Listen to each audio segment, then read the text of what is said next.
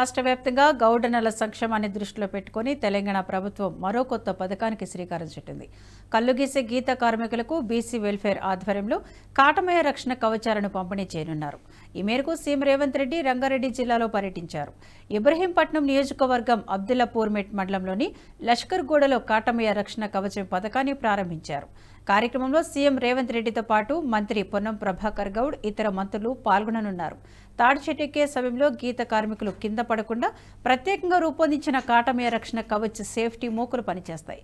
గౌడ కులస్తులు ఆరాధించే కాటమయ్య పేరును ఈ పథకానికి ప్రభుత్వం పేరు పెట్టింది.